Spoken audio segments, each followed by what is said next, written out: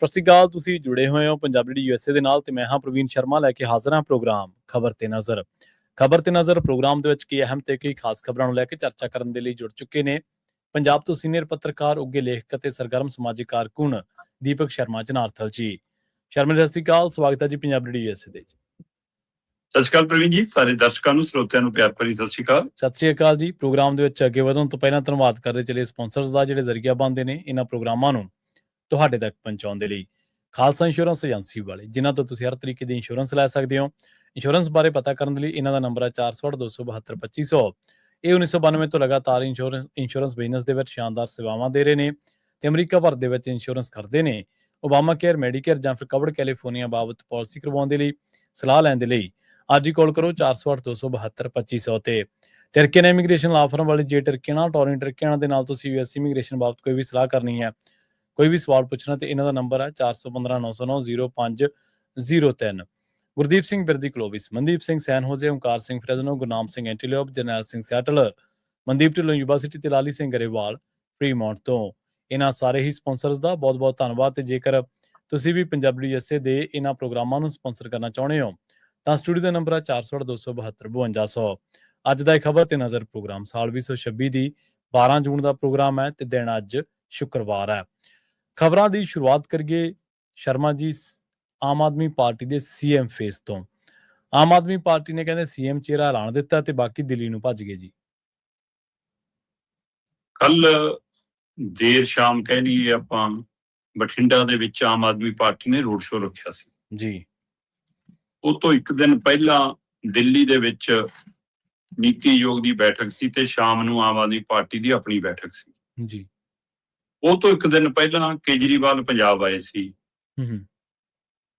ਤੇ ਜੇ ਇੱਕ ਦਿਨ ਪਹਿਲਾਂ ਪੰਜਾਬ ਆਏ ਸੀ, ਦੂਏ ਦਿਨ ਭਗਵੰਤ ਮਾਨ ਨੇ ਦਿੱਲੀ ਨੂੰ ਜਾਣਾ ਸੀ ਤਾਂ ਫਿਰ ਚੌਪਰ ਚ ਨਾਲੇ ਚੜ੍ਹ ਕੇ ਦਿੱਲੀ ਨੂੰ ਚਲੇ ਗਏ। ਫਿਰ ਭਗਵੰਤ ਮਾਨ ਜੀ ਉੱਥੋਂ ਬੈਠਕਾਂ ਨੂੰ ਵੇਟ ਕੇ ਪੰਜਾਬ ਨੂੰ ਹੋਏ, ਫਿਰ ਵਾਪਸ ਆ ਗਏ ਜੀ। ਤੇ ਹੁਣ ਕੱਲ ਬਠਿੰਡੇ, ਅੱਜ ਲੁਧਿਆਣਾ, ਜਲੰਧਰ ਕਰੋ ਜੀ ਮੀਟਿੰਗਾਂ ਵਪਾਰੀਆਂ ਨਾਲ, ਕਾਰੋਬਾਰੀਆਂ ਨਾਲ। ਠੀਕ ਹੈ, ਚੋਣਾਂ ਦੇ ਦਿਨ ਨੇ, ਸਾਰੇ ਆਪੋ ਆਪਣੀ ਤਿਆਰੀਆਂ ਚ ਨੇ। ਆਮ ਆਦਮੀ ਪਾਰਟੀ ਦੀ ਹਾਈ ਕਮਾਂਡ ਪੰਜਾਬ ਨੂੰ ਆਈ ਹੈ ਤੇ BJP ਵਾਲੇ ਦਿੱਲੀ ਸੱਦੇ ਨੇ ਕਿ ਆ ਜਾਓ। ਇਹਨਾਂ ਕਾਂਗਰਸੀ ਵੀ ਗੇੜੇ ਮਾਰ ਰਹੇ ਨੇ, 3 ਨਵੇਂ ਹੋਰ ਬੰਦੇ ਦੇਤੇ ਇਹਨਾਂ ਨੂੰ, ਅਜੇ ਮਾਕਨ, ਮੀਨਾਕਸ਼ੀ ਨਟਰਾਜਨ ਤੇ ਉਹ ਭਜਨ ਲਾਲ ਜਾਟਵ ਰਾਜਸਥਾਨ ਵਾਲਾ ਹੈ ਨਾ ਜੀ। ਇਹ 3 ਮਤਲਬ ਇਹ ਅਜੇ ਨਬਜ਼ ਹੀ ਚੈੱਕ ਕਰੀ ਜਾਂਦੇ ਨੇ ਕਿ ਤਾਪ ਕਿੰਨਾ ਕੁ ਚੜਿਆ ਕਾਂਗਰਸੀਆਂ ਨੂੰ, ਕਿੰਨਾ ਕੁ ਨਹੀਂ, ਜਾਨੂੰ ਚੋਣਾਂ ਆ ਜਾਣੀਆਂ। ਇਹਨਾਂ ਦਾ ਉਹੀ ਤਰੀਕਾ ਪੁਰਾਣਾ ਕਾਂਗਰਸੀਆਂ ਦਾ।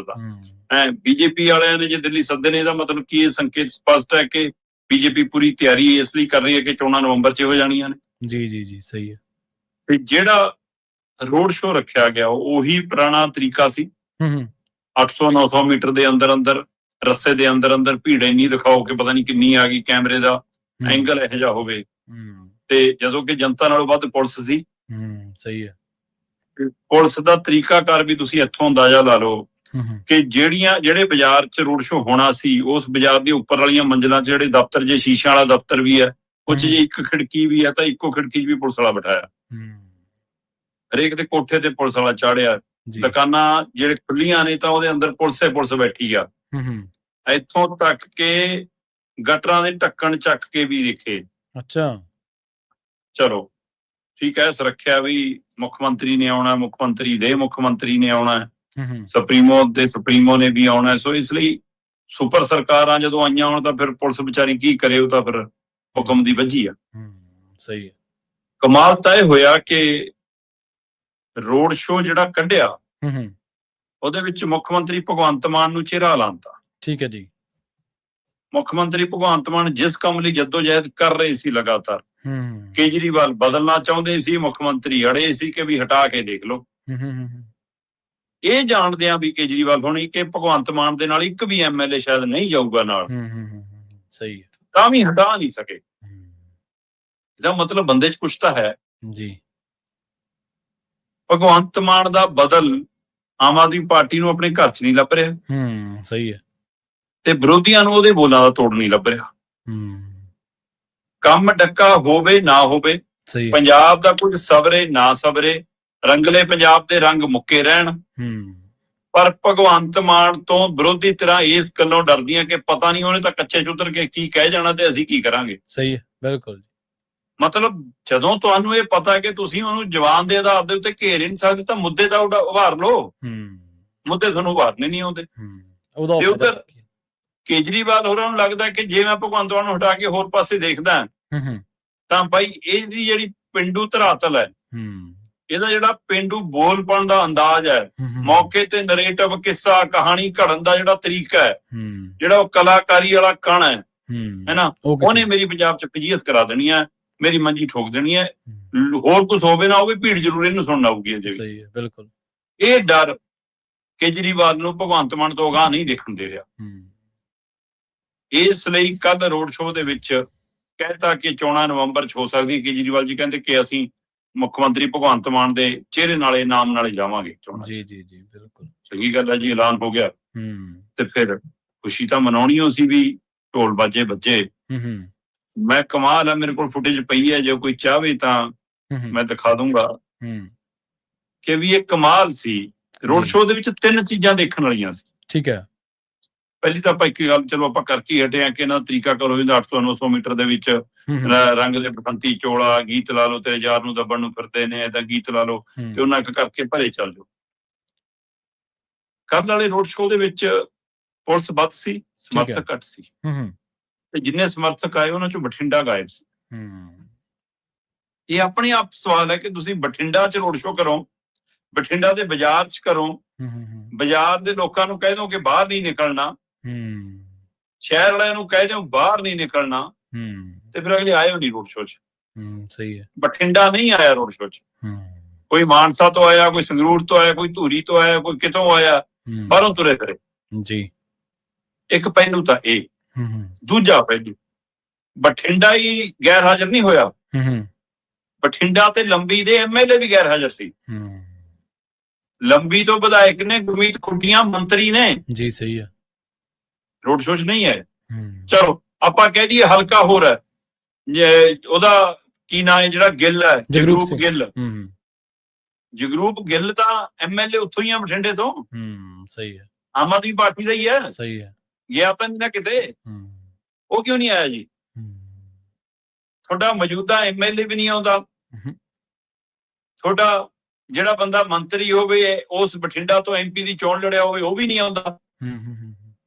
ਫਿਰ ਇਹਦੇ ਅਰਥ ਕੀ ਲੱਗੇ ਜੀ? ਚਲੋ ਇਹ 2 ਗੱਲਾਂ ਤੋਂ 2 ਗੱਲਾਂ। ਤੀਜੀ ਗੱਲ ਦੀ ਚਰਚਾ ਪੰਜਾਬ ਭਰ 'ਚ ਖੂਬ ਹੋਈ ਜੀ ਕਿ ਕਮਾਲ ਸੀ ਵੀ ਰੋਡ ਸ਼ੋਅ ਤੇ ਜੇ ਮੁੱਖ ਮੰਤਰੀ ਨੂੰ ਭਗਵੰਤ ਮਾਨ ਨੂੰ ਦੁਬਾਰਾ ਚਿਹਰਾ ਲਾਉਂਦੇ ਆ ਤਾਂ ਫਿਰ ਕੀ ਇਹ ਸੰਕੇਤਕ ਜਸ਼ਨ ਸੀ ਕਿ ਵੀ ਸ਼ਰਾਬ ਦੇ ਠੇਕੇ ਤੋਂ ਰੋਡ ਸ਼ੋਅ ਸ਼ੁਰੂ ਹੋਇਆ, ਮੈਡੀਕਲ ਸਟੋਰ ਤੇ ਜਾ ਕੇ ਮੁੱਕ ਗਿਆ। ਮੇਰੇ ਕੋਲ ਫੁਟੇਜ ਪਈਆਂ ਜਿਹਨੇ ਦੇਖਣੀ, ਹੁਣ ਮੈਂ ਦਰਸ਼ਨ ਕਰਾ ਦੂੰਗਾ।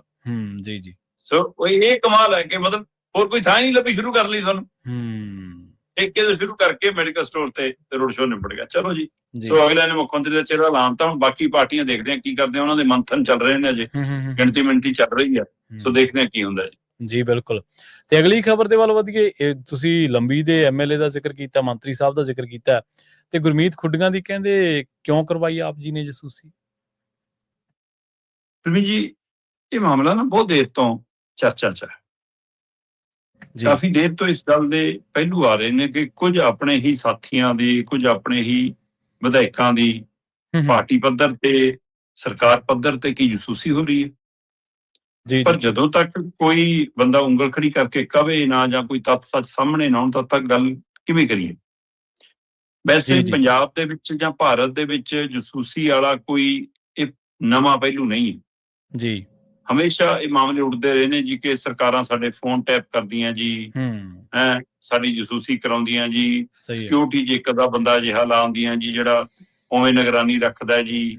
ਸਭ ਤੋਂ ਬੜੀ ਦਾ ਸਿਕਿਉਰਿਟੀ ਉਹ ਕਹਿੰਦੇ ਜਦੋਂ ਉਹੀ ਪੁਲਿਸ ਦੀ ਹੈ ਤੇ ਪੁਲਿਸ ਸਰਕਾਰ ਦੀ ਹੈ ਤਾਂ ਫਿਰ ਜਸੂਸੀ ਤਾਂ ਉਹਨਾਂ ਲਈ ਆਰਾਮ ਨਾਲ ਹੋ ਸਕਦੀ ਹੈ, ਗੱਲ ਤੇ ਨਹੀਂ ਜੀ ਜੀ। ਪਰ ਫਿਰ ਪੈਗਾਸਸ ਖਰੀਦਣ ਤੱਕ ਦੇ ਪਹਿਲੂ ਆਏ ਦੇਸ਼ ਉੱਠੇ ਕਿ ਲਓ ਜੀ ਤਾਂ ਜੱਜਾਂ ਦੀ, ਵਕੀਲਾਂ ਦੀ, ਪੱਤਰਕਾਰਾਂ ਦੀ, ਚਿੰਤਕਾਂ ਦੀ, ਵਿਰੋਧੀਆਂ ਦੀ, ਪਤਾ ਨਹੀਂ ਕਿਹਦੀ ਪੈੜ ਨੱਪਦੇ ਨੇ ਜੀ। ਹੈਨਾ, ਫਿਰ ਇੱਥੇ ਕੋਲੇ ਪੈਣ ਲੱਗੇ ਜੀ ਕਿ ਤਾਂ ਜੀ CCTV ਕੈਮਰੇ ਲਵਾ ਦਿੰਦੇ ਨੇ ਜੀ ਜਾਣ ਬੁੱਝ ਕੇ, ਕਿੱਥੇ ਨਿਕਲਦਾ ਕਿੱਥੇ ਜਾਂਦਾ। ਹੁਣ ਤਾਂ ਬਈ ਇਹ ਗੱਡੀਆਂ 'ਚ GPS ਆ ਗਿਆ, ਤੁਹਾਡਾ ਫੋਨ ਹੈ ਤੁਹਾਡੇ ਕੋਲ, ਇਹੀ ਤੋਂ ਵੱਡੇ ਜਸੂਸ ਨਹੀਂ ਫੋਨ, ਜਿੱਥੇ ਲੈ ਕੇ ਜਾਓਗੇ ਜਦੋਂ ਮਰਜ਼ੀ ਕੋਈ ਜਾਣਨਾ ਚਾਹੇ ਜਾਂਚ ਸਕਦਾ, ਤੁਹਾਡੀਆਂ ਸਰਕਾਰਾਂ ਸਾਰਾ ਕੁਛ। ਪਰ ਗੁਰਮੀਤ ਖੁੱਡੀਆਂ ਵਾਲਾ ਮਾਮਲਾ ਥੋੜਾ ਜਿਹਾ ਹੋਰ ਤਰ੍ਹਾਂ ਦਾ ਜੀ ਜੀ।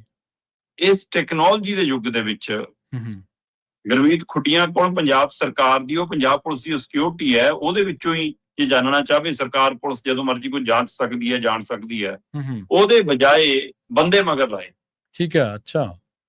ਪਰ ਇਸ ਤਕਨੀਕ ਦੇ ਯੁੱਗ ਦੇ ਵਿੱਚ ਤੁਸੀਂ ਉਹ ਪੁਰਾਣੇ ਜ਼ਮਾਨੇ ਦਾ ਫਾਰਮੂਲਾ ਕਿ ਰੋਜ਼ ਬਈ ਗੁਰਮੀਤ ਖੁੱਡੀਆਂ ਕਿੱਥੋਂ ਨਿਕਲਦਾ ਹੈ, ਕਿੱਥੇ ਜਾਂਦਾ ਹੈ, ਕਿਹਨੂੰ ਮਿਲਦਾ ਹੈ, ਕਿੱਥੇ ਬਹਿੰਦਾ ਹੈ, ਬਸ ਤੁਸੀਂ ਇਹੀ ਪੈੜ ਨੱਪਦੇ ਫਿਰੀ ਜਾਣਾ, ਸਾਨੂੰ ਦੱਸੀ ਜਾਣਾ ਜੀ।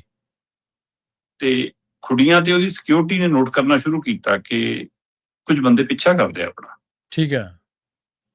ਤੇ ਆਖਰ ਉਹਨਾਂ ਨੇ ਚੰਡੀਗੜ੍ਹ ਆ ਕੇ ਉਹ ਬੰਦੇ ਨੱਪ ਲਏ। ਜਦੋਂ ਨੱਪ ਲਏ ਉਹਨਾਂ ਨੂੰ 38 ਦੇ ਥਾਣੇ ਲੈ ਗਏ ਜੀ।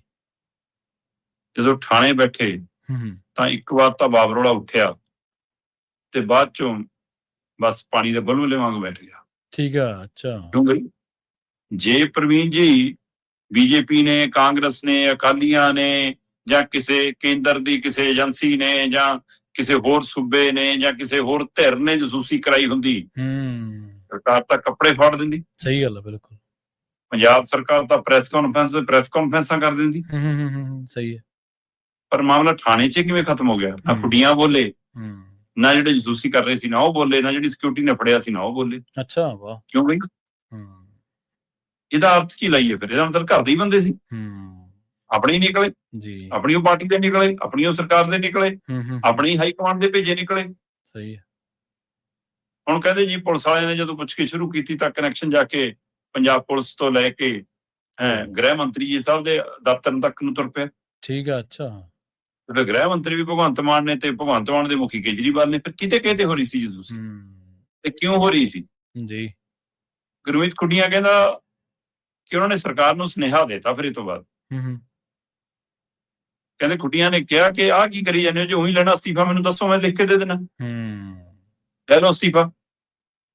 ਮਤਲਬ ਜਿੱਦਣ ਸਾਮ ਦਾਮ ਦੰਡ ਭੇਦ ਨੂੰ ਘੇਰਿਆ ਸੀ ਗੁਰਮੀਤ ਖੁੱਡੀਆਂ ਨੇ, ਉਦੋਂ ਮਾਮਲਾ ਕੀ ਸੀ? ਮਾਮਲਾ ਸੀ ਬਠਿੰਡਾ ਦੀ ਨਗਰ ਨਿਗਮ ਹੈ ਬਠਿੰਡਾ ਦਾ, ਨਿਗਮ ਦੀ ਚੋਣ ਦਾ ਮਾਮਲਾ। ਹਾਂਜੀ ਹਾਂਜੀ। ਤੇ ਉੱਥੇ ਜਦੋਂ ਲੋਕ ਸਭਾ ਚੋਣ ਲੜੇ ਸੀ ਗੁਰਮੀਤ ਖੁੱਡੀਆਂ, ਤਦ ਹਰਸਿਮਰਤ ਦਾ ਨੇੜਲਾ ਇੱਕ ਬਹੁਤ ਖਾਸ ਰਾਜਨੀਤਿਕ ਪਰਿਵਾਰ ਟੁੱਟ ਕੇ ਆਇਆ ਇਹਨਾਂ ਨਾਲ ਜੀ। ਉਹ ਪਰਿਵਾਰ ਜਿਹੜਾ ਹਰ ਵਾਰ ਐਮਸੀ ਚੋਣ ਲੜਦਾ ਰਿਹਾ ਤੇ ਜਿੱਤਦਾ ਰਿਹਾ। ਖੁੱਡੀਆਂ ਹੋਰੀ ਚਾਹੁੰਦੇ ਸੀਗੇ ਵੀ ਕਿ ਉਹਨੂੰ ਟਿਕਟ ਦਿੱਤੀ ਜਾਵੇ। ਜੀ ਜੀ। ਇਹ ਕਹਿੰਦੇ ਤੂੰ ਲੰਬੀ ਤੋਂ ਲੰਬੀ ਜਾਓ। ਕਹਿੰਦਾ ਫਿਰ ਲੋਕ ਸਭਾ ਕਾਹਨੂੰ ਬਠਿੰਡੇ ਲੜਾਈ ਸੀ ਮੈਨੂੰ? ਅਗਲੇ ਮੇਰੇ ਕਰਕੇ ਛੱਡ ਕੇ ਆਏ ਤੇ ਮੇਰੀ ਜ਼ਿੰਮੇਵਾਰੀ ਨਹੀਂ ਬਣਦੀ। ਚਲੋ ਗੁਰਮੀਤ ਖੁੱਡੀਆਂ ਤਾਂ ਗੁਰਮੀਤ ਖੁੱਡੀਆਂ, ਇਹੀ ਗੱਲ ਜਗਰੂਪ ਗਿੱਲ ਨੇ ਵੀ ਕਹੀ, ਉਹਨਾਂ ਦਾ ਹੱਕ 'ਚ ਉਹ ਵੀ ਸੀਗਾ ਕਿ ਹਾਂ ਉਹਨੂੰ ਚੋਣ ਲੜਾਉਣੀ ਚਾਹੀਦੀ ਹੈ। ਜੀ ਜੀ। ਸ਼ਾਇਦ ਇਹੀ ਇਸੇ ਲਈ ਦੋਹਾਂ ਦੀ ਨਾਰਾਜ਼ਗੀ, ਦੋਏ ਤਾਂ ਹੀ ਰੋਡ ਸ਼ੋਅ 'ਚ ਨਹੀਂ ਆਏ। ਤੇ ਖੁੱਡੀਆਂ ਹੋਰਾਂ ਨੇ ਜਦੋਂ ਉੱਥੇ ਮਨੀਸ਼ ਸਿਸੋਦੀਆ ਨੂੰ ਇਹ ਸਵਾਲ ਕੀਤਾ, ਮਨੀਸ਼ ਸਿਸੋਦੀਆ ਅੱਗੇ ਦੱਸਣ ਲੱਗੇ ਹਮੇ ਪਤਾ ਹੈ ਕੈਸੇ ਜੀਤਤੇ ਹੈ ਕੈਸੇ। ਉਹ ਕਹਿੰਦੇ ਜੀ ਇੰਨੀ ਹੁੰਦੇ ਤੁਸੀਂ ਜਿੱਤਣ ਵਾਲੇ ਤਾਂ ਫਿਰ ਦਿੱਲੀ ਤੋਂ ਹਾਰ ਕੇ ਥੋੜਾ ਹੁੰਦੇ। ਸਹੀ ਹੈ। ਉਹ ਤਰਖੀ ਇਹ ਅੰਦਾਜ਼ੇ ਲਾਏ ਜਾ ਰਹੇ ਸੀ ਕਿ ਆਮ ਆਦਮੀ ਪਾਰਟੀ ਦਾ ਜਿਹੜਾ ਤਰੀਕਾਕਾਰ ਹੈ ਕਿ ਇਹਦਾ ਕੱਢਣਗੇ ਜੀ, ਕੈਬਨਿਟ ਚੋਂ ਕੱਢਣਗੇ ਗੁਰਮੀਤ ਖੁੱਡੀਆਂ ਨੂੰ, ਪਰ ਉਹ ਨਹੀਂ ਕੱਢ ਸਕੇ। ਸ਼ਾਇਦ ਹੋ ਸਕਦਾ ਕਿ ਖੁੱਡੀਆਂ ਦਾ ਆਪਣਾ ਜਿਹੜਾ ਅਸਕ ਹੈ, ਅਕਸ਼ ਹੈ, ਆਪਣਾ ਜਿਹੜਾ ਰਸੂਖ ਹੈ ਉਹਨਾਂ ਦਾ, ਆਪਣੀ ਜਿਹੜੀ ਪਹੁੰਚ ਹੈ ਉਹਨਾਂ ਦੀ, ਹੈ ਨਾ, ਆਪਣਾ ਔਰਾ ਜਿਹੜਾ, ਉਹ ਤੋਂ ਡਰ ਗਏ। ਫਿਰ ਇਸ ਲਈ ਘਰ ਚੋਂ ਸ਼ਰੀਕ ਪੈਦਾ ਕਰਤਾ ਕਿ ਚੱਲ ਭਤੀਜਾ ਤੈਨੂੰ ਹਵਾ ਦਿੰਦੇ ਆ। ਸਹੀ ਹੈ। ਤੇ ਇਸੇ ਤਰੀਕੇ ਕਰਨ ਨਾਲ ਫਿਰ ਮਤਲਬ ਕਿ ਇਹ ਪ੍ਰਕਿਰਿਆ ਹੋ ਗਈ ਕਿ ਜਿੱਧਰ ਮਗਰ ਜਸੂਸ ਲਾ ਦੋ ਜੀ। ਸਹੀ ਹੈ। ਕੀ ਉਹਨਾਂ ਨੂੰ ਇਹ ਲੱਗਦਾ ਕਿ ਗੁਰਮੀਤ ਖੁੱਡੀਆਂ ਕਿਸੇ ਹੋਰ ਪਾਸੇ ਜਾ ਸਕਦੇ ਨੇ ਤੇ ਫਿਰ ਜਸੂਸ ਲਾ ਕੇ ਰੁਕ ਜੂਗਾ? ਹੁਣ ਇੰਨਾ ਤਾਂ ਤੈਅ ਹੋ ਗਿਆ ਜੀ ਕਿ ਲੰਬੀ ਤੋਂ ਅਗਲੀ ਵਾਰ ਇਹਦਾ ਮਤਲਬ ਗੁਰਮੀਤ ਖੁੱਡੀਆਂ ਤੇ ਬਠਿੰਡੇ ਤੋਂ ਜਗਰੂਪ ਗਿੱਲ ਨੂੰ ਟਿਕਟ ਨਹੀਂ ਮਿਲਦੀ।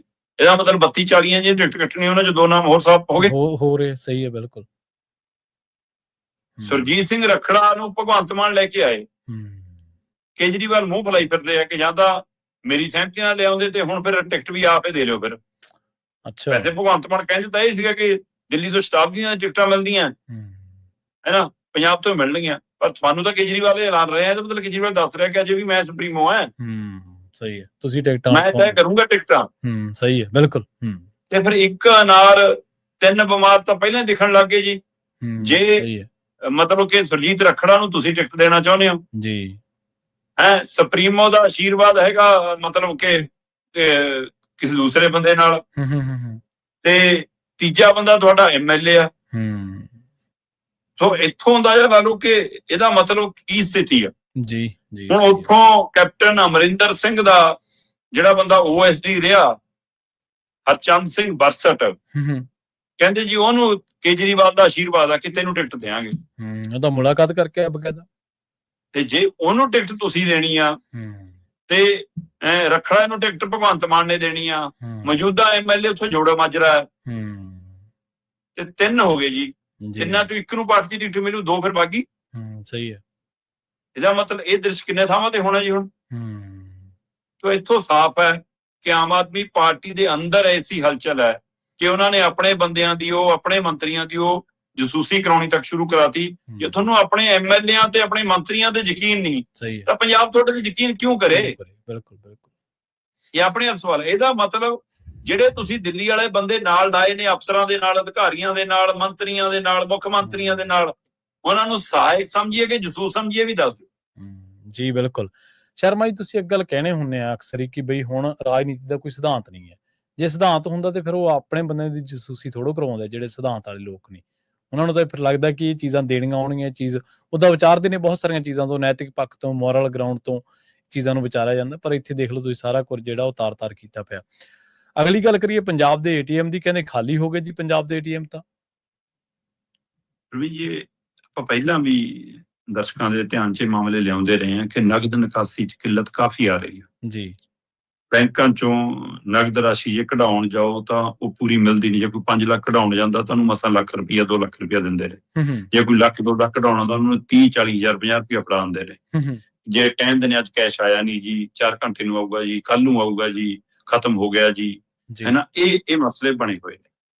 ਪਰ ਉਹ ਤੋਂ ਬਾਅਦ ATMਾਂ ਦੇ ਵਿੱਚੋਂ ਵੀ ਰਾਸ਼ੀ ਘੱਟ ਨਿਕਲਦੀ ਸੀ, ਛੇਤੀ ਮੁੱਕ ਜਾਂਦੇ ਸੀ ATM ਦੇ ਵਿੱਚ। ਸਮੇਂ ਸਿਰ ਜਿਹੜਾ ਇੱਕ ਪ੍ਰਕਿਰਿਆ ਹੁੰਦੀ ਹੈ ਕਿ ਐਡਵਾਂਸ ਦੇ ਵਿੱਚ ਮੈਸੇਜ ਚਲੇ ਜਾਂਦੇ, ਜਿਹੜੀ ਕੰਪਨੀ ਨੂੰ ਠੇਕੇ ਦਿੱਤੇ ਹੁੰਦੇ ਨੇ, ਉਹ 'ਚ ਕੈਸ਼ ਵਾਲੀਆਂ ਟਰੇਆਂ ਉਹਨਾਂ ਨੇ ਪਾ ਕੇ ਜਾਣੀਆਂ ਨੇ, ਹੈ ਨਾ। ਉਹ ਵੈਨਾਂ ਮਤਲਬ ਕਿ ਫਿਰ ਸਮੇਂ ਸਿਰ ਆ ਕੇ ਅਪਲੋਡ ਕਰ ਜਾਂਦੀਆਂ ਸੀਗੀਆਂ ATM ਮਸ਼ੀਨਾਂ ਨੂੰ। ਉਹ ਹੁਣ 2 ਘੰਟਿਆਂ ਤੋਂ ਲੈ ਕੇ 9-9 ਘੰਟਿਆਂ ਦਾ ਵਕਫਾ ਲੈਂਦੀਆਂ ਨੇ, ATM ਖਾਲੀ ਪੈ ਰਹਿ ਜਾਂਦੇ ਨੇ। ਸਹੀ ਹੈ। ਅੱਛਾ। ਤੇ ਜ਼ਿਆਦਾਤਰ ATM ਦੇ ਬਾਹਰ ਜਾਂ ATM ਦੀ ਮਸ਼ੀਨ ਦੇ ਉੱਤੇ ਹੁਣ ਕਾਗਜ਼ ਲਟਕਣੇ, A4 ਦਾ ਇੱਕ ਚਿੱਟਾ ਕਾਗਜ਼, ਉਹਦੇ ਉੱਤੇ ਪੈਨ ਨਾਲ, ਸਕੈਚ ਨਾਲ ਲਿਖਿਆ ਹੁੰਦਾ ਇਹ ਪੈਸੇ ਖਤਮ ਹਨ, ਕੈਸ਼ ਖਤਮ ਹੈ ਜੀ, ਪੈਸੇ ਨਹੀਂ ਹਨ, ਏਦਾਂ ਦੇ ਚਿੰਨ੍ਹ ਲੱਗੇ ਮਿਲਣ ਲੱਗੇ। ਔਰ ਇਹ ਮੈਂ ਲਗਭਗ ਮਤਲਬ ਕਿ ਪੰਜਾਬ 'ਚੋਂ ਕਈ ਥਾਵਾਂ ਤੇ ਫੋਨ ਰਾਹੀਂ, ਕਈ ਥਾਵਾਂ ਤੇ ਮੈਂ ਆਪਣੀ ਪੋਸਟ ਰਾਹੀਂ ਇਹਨੂੰ ਜਾਣਨ ਦੀ ਕੋਸ਼ਿਸ਼ ਕੀਤੀ, ਤਾਂ ਵੱਖੋ-ਵੱਖ ਥਾਵਾਂ ਤੋਂ ਮੇਰੇ ਕੋਲ ਫੋਨ ਰਾਹੀਂ ਵੀ ਤੇ ਸੋਸ਼ਲ ਮੀਡੀਆ ਦੇ ਸੁਨੇਹਾ ਰਾਹੀਂ ਵੀ ਇਹ ਜਾਣਕਾਰੀ ਆਈ ਕਿ ਕੀ ਬਠਿੰਡਾ ਤੱਕ ਕਿ ਬਾਦਲ ਦਾ ਪਿੰਡ, ਮਤਲਬ ਕਿ ਨਾ ਬਾਦਲ ਪਿੰਡ ਦੇ ਵਿੱਚ ਵੀ ATM 'ਚ ਪੈਸੇ ਖਾਲੀ ਨੇ। ਬਠਿੰਡਾ, ਪਟਿਆਲਾ, ਇਸੇ ਤਰ੍ਹਾਂ ਮਤਲਬ ਕਿ ਲੁਧਿਆਣਾ, ਜਲੰਧਰ, ਅੰਮ੍ਰਿਤਸਰ, ਜਿੰਨੇ ਕਾਰੋਬਾਰੀ ਸ਼ਹਿਰ ਨੇ ਉਹਨਾਂ 'ਚ 60 ਤੋਂ 70% ATM ਇੱਕ ਸਮੇਂ 'ਚ ਖਾਲੀ ਹੁੰਦੇ ਨੇ। ਜਾਨੂੰ ਇੱਕ 'ਚ ਕੈਸ਼ ਪੈਂਦਾ, ਦੂਏ ਤੇ ਕਾਗਜ਼ ਲੱਗ ਜਾਂਦਾ। ਮਤਲਬ ਇਹ ਪ੍ਰਕਿਰਿਆ ਲਗਾਤਾਰ ਚੱਲ ਰਹੀ ਹੈ ਕਿ ਲੋਕਾਂ ਨੂੰ ਪੂਰਨ ਰੂਪ 'ਚ ਪੈਸਾ ਮਿਲ ਵੀ ਨਹੀਂ ਰਿਹਾ ਤੇ ਐਲਾਨ ਵੀ ਨਹੀਂ ਕੀਤਾ ਜਾ ਰਿਹਾ ਕਿ ਹਾਂ ਨਗਦੀ ਖਤਮ ਹੋ ਰਹੀ ਹੈ ਜੀ। ਹੁਣ ਆਪਾਂ ਸ਼ਾਇਦ ਕੱਲ ਵੀ ਗੱਲ ਕੀਤੀ ਸੀ ਕਿ ਪ੍ਰਵੀਨ ਜੀ, ਜੇ ਤੁਸੀਂ ਆਪਣੇ ਆਪ ਨੂੰ ਇਹ ਦਿਖਾ ਰਹੇ ਹੋ ਕਿ ਤੁਸੀਂ ਸਭ ਤੋਂ ਵੱਧ ਰਾਜ ਕਰਨ ਵਾਲੇ ਹੋ ਗਏ ਸਮੇਂ ਦੇ ਹਿਸਾਬ ਨਾਲ, ਦਿਨਾਂ ਦੇ ਹਿਸਾਬ ਨਾਲ, ਜਦੋਂ ਕਿ ਉਹ ਖੇਲਾ ਝੂਠਾ ਹੈ, ਉਹ ਅੰਕੜਿਆਂ ਦਾ ਨੈਰੇਟਿਵ ਬੜੇ ਅਜੀਬ ਤਰੀਕੇ ਨਾਲ ਸਿਰਜਿਆ ਤੁਸੀਂ। ਸਹੀ ਹੈ। ਪਰ ਤਾਂ ਵੀ ਤੁਸੀਂ ਉਸ ਪ੍ਰਾਪਤੀ ਦੇ ਨਾਲ ਆਪਣੇ ਸਰਕਾਰ ਦੀਆਂ ਪ੍ਰਾਪਤੀਆਂ ਵੀ ਗਣਾਈਆਂ 12 ਸਾਲ ਦੀਆਂ ਜੀ। ਸਹੀ ਹੈ। ਤੇ ਉਹ 12 ਸਾਲਾਂ ਦੀਆਂ ਪ੍ਰਾਪਤੀਆਂ 'ਚ ਨੋਟਬੰਦੀ ਨੂੰ ਪ੍ਰਾਪਤੀ ਗਣਾਉਣਾ ਕਿਉਂ ਭੁੱਲ ਗਏ? ਬਿਲਕੁਲ। ਤੁਸੀਂ ਨੋਟਬੰਦੀ ਇਹ ਕਹਿ ਕੇ ਲਿਆਏ ਸੀ ਕਿ ਇਹਦੇ ਨਾਲ ਕਾਲਾ ਧਨ ਖਤਮ ਹੋ ਜਾਣਾ, ਇਹਦੇ ਨਾਲ ਕਾਲਾ ਬਾਜ਼ਾਰੀ ਖਤਮ ਹੋ ਜਾਣੀ, ਇਹਦੇ ਨਾਲ ਬਲੈਕ ਮਨੀ ਜਿਹੜੀ ਲੋਕਾਂ ਨੇ ਜੋੜ ਕੇ ਰੱਖੀ ਆ ਉਹ ਖਤਮ ਹੋ ਜਾਣੀ, ਇਹਦੇ ਨਾਲ ਅੱਤਵਾਦ ਨੂੰ ਫੰਡਿੰਗ ਖਤਮ ਹੋ ਜਾਣੀ, ਇਹਦੇ ਨਾਲ ਐ ਨਹੀਂ ਹੋਣਾ, ਉਹ ਨਹੀਂ ਹੋਣਾ, ਤੇ ਜੀ ਸਾਰਾ ਕੁਝ ਹੱਲ ਹੋ ਗਿਆ ਸੀ, ਨਕਲੀ ਨੋਟਾਂ ਦਾ ਧੰਦਾ ਖਤਮ ਹੋ ਜਾਣਾ। ਸਹੀ ਹੈ। ਤੁਸੀਂ ਉਹਨੂੰ ਗਣਾਇਆ ਕਿਉਂ ਨਹੀਂ ਆਪਣੀ ਪ੍ਰਾਪਤੀ 'ਚ ਜੀ? ਤੇ ਅੱਜ ਦੇਸ਼ ਨੂੰ ਦੱਸੋ ਨਾ ਫਿਰ ਕਿ ਅੱਜ ਬਾਜ਼ਾਰ ਦੇ ਵਿੱਚ, ਪੰਜਾਬ ਦੇ ਵਿੱਚ, ਦੇਸ਼ ਦੇ ਵਿੱਚ, ਖੁੱਲੇ ਅਰਥਚਾਰੇ ਦੇ ਵਿੱਚ ਨਗਦ ਸਰਕਲ, ਨੋਟਾਂ ਦਾ ਘੁੰਮਣਾ ਕਿਉਂ ਬੰਦ ਹੋ ਗਿਆ? ਜੇ ਤੁਹਾਡੀ ਕੋਈ ਪਾਲਿਸੀ ਹੈ ਖਤਮ ਕਰਨੇ ਆ ਨੋਟ, ਤਾਂ ਲੋਕਾਂ ਨੂੰ ਦਿਓ ਸਮਾਂ ਸਹੀ ਹੈ ਕਿ ਭਾਈ ਇੰਨਾ ਸਮਾਂ, ਇੰਨੇ ਸਮੇਂ ਤੋਂ ਬਾਅਦ ਨੋਟ ਖਤਮ ਹੋ ਜਾਣਗੇ, ਪਲਾਸਟਿਕ ਮਨੀ ਲਿਆ ਰਹੇ ਹਾਂ ਜੀ, ਆਹ ਲਿਆ ਰਹੇ ਹਾਂ, ਕਦੇ ਕੋਈ ਅਫਵਾਹ, ਕਦੇ ਕੋਈ ਤਰੀਕਾ ਕਰ, ਮਤਲਬ ਲੋਕਾਂ ਨੂੰ ਟੈਸਟ ਕਰ ਕਰਕੇ ਦੇਖਦੇ ਹੋ ਕਿ ਲੋਕ ਕੀ ਰਿਐਕਟ ਕਰਦੇ। ਸਹੀ ਹੈ ਜੀ। ਤੁਸੀਂ ਜੇ ਕੁਝ ਕਰਨਾ ਚਾਹੁੰਦੇ ਹੋ ਨਵੇਂ ਸਿਰੇ ਤੋਂ ਤਾਂ ਲੋਕਾਂ ਨੂੰ ਭਰੋਸੇ 'ਚ ਤਾਂ ਲੈ ਲਓ। ਬਿਲਕੁਲ। 10 ਦਾ 20 ਦਾ ਨੋਟ, ਜਿਹੜੇ ਬੰਦੇ ਨੇ ਵਿਆਹ ਕਰਨਾ ਆਪਣੀ ਕੁੜੀ ਦਾ, ਮੁੰਡੇ ਦਾ, ਉਹਨੂੰ ਮਹੀਨਿਆਂ ਬੱਧੀ ਬੈਂਕਾਂ 'ਚ ਗੇੜੇ ਮਾਰ ਕੇ ਨਹੀਂ ਮਿਲਦਾ ਤੇ ਬਾਜ਼ਾਰ ਦੇ ਵਿੱਚ ਨੋਟਾਂ ਦੇ ਹਾਰ ਲਮਕਦੇ ਹੁੰਦੇ ਆ ਸ਼ਰੇਆਮ। ਸਹੀ ਹੈ। ਬਿਲਕੁਲ ਜੀ। ਉਹ ਕਿੱਥੋਂ ਮਿਲਦੇ ਨੇ? ਉਹ ਅਸਲੀ ਨੇ ਕਿ ਨਕਲੀ ਨੇ, ਵੀ ਦੱਸ ਦਿਓ ਫਿਰ ਤੁਹਾਨੂੰ। ਸਹੀ ਹੈ ਜੀ। ਤੇ ਹੁਣ ਤੁਸੀਂ ਨਕਦ ਨਿਕਾਸੀ ਤੋਂ ਵੀ, ਇਸ ਸਮੇਂ ਪੰਜਾਬ 'ਚ ਝੋਨੇ ਦਾ ਸੀਜ਼ਨ ਹੈ, ਜਿਹੜੀ ਲੇਬਰ ਆਉਂਦੀ ਹੈ ਉਹ ਵਿਚਾਰੀ ਉਹੀ ਡਰੀ ਜਾਂਦੀ ਹੁੰਦੀ ਹੈ ਕਿ ਖਾਤੇ 'ਚ ਪੈਸੇ ਪਾਉਣ ਦਾ ਪਤਾ ਨਹੀਂ ਕੀ ਮਤਲਬ ਹੋਵੇ। ਸਹੀ ਹੈ। ਸਰਕਾਰ ਸਾਡੀ ਆ 1000 ਰੁਪਏ ਵਾਲੀ ਨਾ ਸਕੀਮ ਕੱਟ ਦੇਵੇ ਜੀ, ਆ ਸਾਨੂੰ ਸਾਡੇ ਰਾਸ਼ਨ ਮਿਲਦਾ ਜੀ ਉਹ ਨਾ ਕੱਟ ਦੇਵੇ, ਇਸ ਲਈ ਉਹ ਕਹਿੰਦੇ ਨਗਦ ਨਹੀਂ ਪਾਉਣਾ ਜੀ, ਉਹ ਮਤਲਬ ਖਾਤੇ 'ਚ ਨਹੀਂ ਪਾਉਣਾ ਜੀ, ਨਗਦ ਦੇ ਦਿਓ ਜੀ। ਇਸੇ ਤਰ੍ਹਾਂ ਫੈਕਟਰੀਆਂ ਦੀ ਲੇਬਰ, ਦਿਹਾੜੀ ਦੱਪੇ ਵਾਲਾ ਬੰਦਾ, ਜਾਂ ਫਿਰ ਉਹ ਬੰਦੇ ਜਿਹੜੇ ਅਜੇ ਸਮਾਰਟਫੋਨ ਨਹੀਂ ਵਰਤਦੇ, ਜਾਂ ਉਹ ਬਜ਼ੁਰਗ ਜਿਹੜੇ ਸਧਾਰਨ ਲੋਕ ਨੇ ਜਿਹੜੇ ਸਮਾਰਟਫੋਨ ਤਾਂ ਵਰਤਦੇ ਆ ਪਰ ਉਹ ਗੂਗਲ ਪੇ, ਪੇਟੀਐਮ ਵਗੈਰਾ ਸਿਸਟਮ ਨਹੀਂ ਵਰਤਣਾ ਚਾਹੁੰਦੇ, ਡਰਦੇ ਨੇ, ਉਹ ਫਿਰ ਕਿਹਦੇ ਸਹਾਰੇ ਨੇ? ਜਾਂ ਤਾਂ ਏਟੀਐਮ 'ਚ ਪੈਸੇ ਕਢਾਉਂਦੇ ਨੇ, ਜਾਂ ਚੈੱਕ ਰਾਹੀਂ ਕਢਾਉਂਦੇ ਨੇ, ਜਾਂ ਉਹ ਜਿੱਥੋਂ ਕੰਮ ਕਰਦਾ ਤਾਲੁਕਾ ਤੋਂ ਉੱਥੋਂ ਨਗਦ ਲੈਂਦੇ ਨੇ। ਜੇ ਨਗਦ ਰਾਸ਼ੀ ਮਿਲੂਗੀ ਉਹ ਨਹੀਂ, ਏਟੀਐਮ 'ਚੋਂ ਨਿਕਲਣਗੇ ਹੀ ਨਹੀਂ ਬੈਂਕ 'ਚੋਂ, ਫਿਰ ਸਰਕਲ ਕਿਵੇਂ ਚੱਲੂਗਾ ਜੀ? ਆਰਬੀਆਈ ਦਾ ਅਜੇ ਤੱਕ ਕੋਈ ਸੁਨੇਹਾ ਨਹੀਂ ਇਹਦੇ ਬਾਰੇ ਜੀ। ਕੇਂਦਰ ਦਾ, ਗ੍ਰਹਿ ਮੰਤਰੀ ਦਾ, ਵਿੱਤ ਮੰਤਰੀ ਦਾ, ਸੂਬਾ ਸਰਕਾਰ ਦਾ, ਸੂਬੇ ਦੇ ਮੰਤਰੀਆਂ ਦਾ ਕੋਈ ਸੁਨੇਹਾ ਨਹੀਂ। ਪਰ ਬੈਂਕ ਕਹਿਣ ਲੱਗ ਪਈ ਸਾਨੂੰ ਆਰਬੀਆਈ ਪੈਸੇ ਨਹੀਂ ਦੇ ਰਿਹਾ ਜੀ, ਸਾਨੂੰ ਪੂਰੇ ਪੈਸੇ ਸਾਨੂੰ ਪਿੱਛੋਂ ਨਹੀਂ ਆਉਂਦੇ ਜੀ। ਇਹਦਾ ਮਤਲਬ ਨਗਦ ਨਿਕਾਸੀ ਵਾਲਾ ਮਸਲਾ ਵੱਡਾ ਬਣਦਾ ਜਾ ਰਿਹਾ। ਕੀ ਇਹਦਾ ਕਾਰਨ ਇਹ ਹੈ ਕਿ ਤੁਸੀਂ ਨਵੀਂ ਰਾਸ਼ੀ ਛਾਪ ਨਹੀਂ ਸਕਦੇ, ਨਵੇਂ ਨੋਟ, ਕਿਉਂਕਿ ਜਿੰਨਾ ਰਿਜ਼ਰਵ 'ਚ ਸੋਨਾ ਹੁੰਦਾ ਉਹਦੀ ਰੇਸ਼ੋ ਹੁੰਦੀ ਹੈ, ਉਹਦੇ ਹਿਸਾਬ ਨਾਲ ਛਪਾਈ ਹੋ ਸਕਦੀ ਹੈ। ਪਰ ਜੇ ਉਹ ਨਹੀਂ ਛਾਪ ਸਕਦੇ ਫਿਰ ਨੋਟ ਜਾ ਕਿੱਥੇ ਰਹੇ ਨੇ ਜੇ ਸਰਕਲ 'ਚ ਨਹੀਂ ਆ ਰਹੇ? ਕੀ ਉਹ ਮੰਤਰੀਆਂ ਦੇ ਘਰਾਂ ਦੇ ਟੈਚੀਆਂ 'ਚ ਪੈਕ ਨੇ? ਕੀ ਉਹ ਕਾਰੋਬਾਰੀਆਂ ਦੀ ਅਲਮਾਰੀਆਂ ਬੈੱਡਾਂ 'ਚ ਪੈਕ ਨੇ? ਕੀ ਉਹ ਅਫਸਰਾਂ ਅਧਿਕਾਰੀਆਂ ਨੇ ਬੋਰੀਆਂ 'ਚ ਪਾ ਕੇ ਰੱਖ ਲਏ? ਸਹੀ ਹੈ। ਕਿਹਨੇ ਨੋਟ ਰੋਕੇ ਹੋਏ ਨੇ? ਕਿੱਥੇ ਰੁਕੀ ਹੋਈ ਹੈ ਕਿਰਪਾ? ਇਹ ਦੱਸੋ ਨਾ। ਬਿਲਕੁਲ ਜੀ, ਬਿਲਕੁਲ। ਸੋ ਇਸ ਲਈ ਤੁਸੀਂ ਲੋਕਾਂ ਨੂੰ ਭਰੋਸੇ 'ਚ ਵੀ ਨਹੀਂ ਲੈ ਰਹੇ, ਤੁਸੀਂ ਉਹਨਾਂ ਨੂੰ ਕੋਈ ਇਨਫੋਰਮੇਸ਼ਨ ਨਹੀਂ ਦੇ ਰਹੇ। ਤੇ ਜੇ ਪੰਜਾਬ ਦੇ ਵਿੱਚ ਜਾਂ ਬਾਹਰਲੇ ਸਾਰਲੇ ਸੂਬਿਆਂ 'ਚ ਨਗਦ ਨਿਕਾਸੀ ਦੀ ਕਿੱਲਤ ਹੈ ਤੇ ਜਨਤਾ ਹਾਈਪਰ ਹੋ ਸਕਦੀ ਹੁੰਦੀ ਹੈ। ਇਹਦੇ ਨਾਲ ਇੱਕ ਪ੍ਰਦਰਸ਼ਨ ਦਾ, ਬੈਂਕਾਂ ਨੂੰ ਘੇਰਨ ਦਾ, ਏਟੀਐਮ ਨੂੰ ਤੋੜਨ ਦਾ ਇਹੀ ਜਿਹੀ ਪ੍ਰਕਿਰਿਆ ਜਦੋਂ ਸ਼ੁਰੂ ਹੋ ਜਾਵੇ ਫਿਰ ਸੰਭਾਲਣਾ ਮੁਸ਼ਕਲ ਹੋ ਜਾਂਦਾ। ਲੋਕਾਂ ਨੂੰ ਸਮਾਂ ਰਹਿੰਦਾ। ਠੀਕ ਹੈ, ਤੁਸੀਂ ਅਜੇ ਮੈਟਰੋ ਸ਼ਹਿਰਾਂ ਨੂੰ ਕੰਟਰੋਲ ਕਰ ਰਹੇ ਹੋ ਤਾਂ ਕਿ ਉੱਥੋਂ ਪੜ੍ਹਿਆ ਲਿਖਿਆ ਤਬਕਾ ਨਾ ਕੋਈ ਸਵਾਲ ਖੜਾ ਕਰ ਲਵੇ, ਉੱਥੇ ਚੱਲੀ ਜਾਵੇ ਮਾੜਾ ਮੋਟਾ। ਪਰ ਤੁਸੀਂ ਪੇਂਡੂ ਖੇਤਰ ਨੂੰ, ਸਧਾਰਨ ਖੇਤਰ ਨੂੰ, ਹੈ ਨਾ, ਜਾਂ ਜਿਹੜਾ ਪਿਛੜਿਆ ਇਲਾਕਾ ਉਹਨਾਂ ਨੂੰ ਪਹਿਲਾਂ ਇਹ ਪਾਬੰਦੀਆਂ 'ਚ ਝੋਕ ਰਹੇ ਹੋ। ਆ ਹੁਣ ਸਿਲੰਡਰਾਂ ਵਾਲਾ ਕਿੱਲਤ ਆਈ, ਆ ਜੀ ਕਹਿੰਦੇ ਜਿਹੜੀ ਉਜਵਲ ਯੋਜਨਾ ਤਹਿਤ ਦਿੰਦੇ ਆ ਜੀ, ਹੁਣ ਅਸੀਂ 4 ਕਰ ਦਾਂਗੇ ਜੀ, 9 ਤੋਂ ਘਟਾ ਕੇ ਜੀ। ਮਤਲਬ ਉਜਵਲ ਯੋਜਨਾ ਤਹਿਤ ਕੌਣ ਲੈਂਦਾ ਜੀ? ਜਿਹੜਾ ਵਿਚਾਰਾ ਮਜ਼ਦੂਰ ਤਬਕਾ, ਗਰੀਬ ਤਬਕਾ, ਸਹੀ ਹੈ ਜੀ, ਜਿਹੜਾ ਮਤਲਬ ਉਹਦੇ ਵਿੱਚ ਨਹੀਂ ਆਉਂਦਾ ਇਨਕਮ ਟੈਕਸ ਵਾਲੀ ਰੇਸ਼ੋ 'ਚ, ਤੇ ਘਟਾਏ ਤੁਸੀਂ ਉਹਨਾਂ ਦੇ। ਸਹੀ ਹੈ। ਜਿਹੜਾ ਬਲੈਕ 'ਚ ਵੀ ਲੈ ਸਕਦਾ, ਵੱਧ ਵੀ ਲੈ ਸਕਦਾ, ਉਹਦੇ ਤੇ ਕੋਈ ਉਹ ਨਹੀਂ। ਲਾਓ ਨਾ ਉਹਨਾਂ ਤੇ, ਆਪਣਿਆਂ ਤੇ ਲਾ ਲਓ ਕਿ ਜੀ ਸਾਡਾ ਮੰਤਰੀ, ਸਾਡੇ ਸੰਤਰੀ, ਸਾਡੇ ਤੁਹਾਡੇ ਘਰੇ 8-8 ਸਿਲੰਡਰ ਪਏ ਨੇ। ਸਹੀ ਹੈ, ਬਿਲਕੁਲ ਜੀ।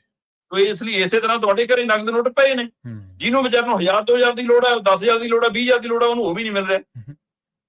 ਸੋ ਇਹ ਬਹੁਤ ਵੱਡੀ ਕਿੱਲਤ ਖੜੀ ਹੋ ਰਹੀ ਹੈ। ਔਰ ਜਿਹੜਾ ਸੰਕੇਤ ਕਈ ਆਰਥਿਕ ਮਾਹਰ, ਕਈ ਵਿਰੋਧੀ ਧਿਰਾਂ ਦੇ ਲੀਡਰ ਦੇ ਰਹੇ ਨੇ ਕਿ ਦੇਸ਼ ਦੇ ਵਿੱਚ ਵੱਡਾ ਆਰਥਿਕ ਸੰਕਟ ਆ ਰਿਹਾ, ਉਹਦਾ ਵੀ ਇੱਕ ਸੰਕੇਤ ਹੈ। ਜੀ ਬਿਲਕੁਲ। ਤੇ ਅਗਲੀ ਗੱਲ ਕਰੀਏ ਸ਼ਰਮਾ ਜੀ, ਕਾਕਰੋਚ ਕਹਿੰਦੇ ਪੰਜਾਬ ਪਹੁੰਚ ਰਹੇ ਨੇ ਜੀ।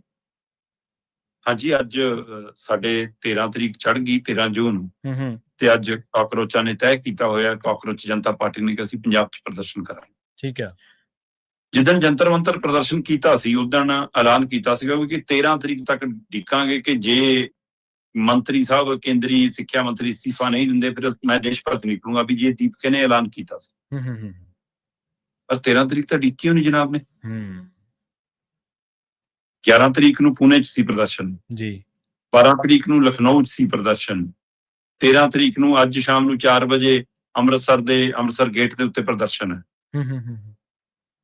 ਤੇ ਇਹਦਾ ਮਤਲਬ ਜਿਹੜੀ ਇੰਨੀ ਤੇਜ਼ੀ ਫੜੀ ਹੈ, ਤੇ ਜਿਹੜੇ ਸ਼ੰਕੇ ਸ਼ੋਭੇ ਖੜੇ ਨੇ ਕਿ ਭਾਈ ਤੈਨੂੰ ਗੇਟ ਤੋਂ ਹੀ ਜਿਹੀ ਜੀ VIP ਸਿਕਿਉਰਿਟੀ ਮਿਲਦੀ ਹੈ ਦਿੱਲੀ ਪੁਲਿਸ ਦੀ, ਜਿਹੀ ਜੀ ਤੁਹਾਨੂੰ ਮਨਜ਼ੂਰੀ ਮਿਲਦੀ ਹੈ ਜੰਤਰ ਮੰਤਰ ਦੀ, ਫਿਰ ਤੁਹਾਨੂੰ 2 ਘੰਟਿਆਂ 'ਚ ਗਰਮੀ ਲੱਗਣ ਲੱਗ ਜਾਂਦੀ ਹੈ, ਤੁਹਾਨੂੰ AC ਕਾਰ ਦਾ ਪ੍ਰਬੰਧ ਮਿਲਦਾ ਹੈ ਨਾ, ਫਿਰ ਤੁਹਾਨੂੰ ਮੰਮੀ ਚੇਤੇ ਆ ਜਾਂਦੀ, ਤੁਸੀਂ ਮੰਮੀ ਕੋਲ ਨੂੰ ਜਾਂਦੇ ਹੋ, ਫਿਰ ਤੁਹਾਨੂੰ ਮਤਲਬ ਕਿ ਤੈਅ ਸਮੇਂ ਤੋਂ ਪਹਿਲਾਂ ਹੀ ਪ੍ਰਦਰਸ਼ਨ ਕਰਨ ਦੇ ਲਈ ਮੌਕਾ ਮਿਲ ਜਾਂਦਾ ਤੇ ਤੁਸੀਂ ਚੱਲ ਪੂਨੇ, ਚੱਲ ਲਖਨਊ, ਚੱਲ ਅੰਮ੍ਰਿਤਸਰ, ਤੇ ਇਹ ਤੋਂ ਅੱਗੇ ਫਿਰ ਹੋਰ। ਇਹਦਾ ਮਤਲਬ ਕਿੱਥੋਂ ਨੇ ਜੀ ਸਾਧਨ ਸੰਪੰਨ ਸਾਰੇ?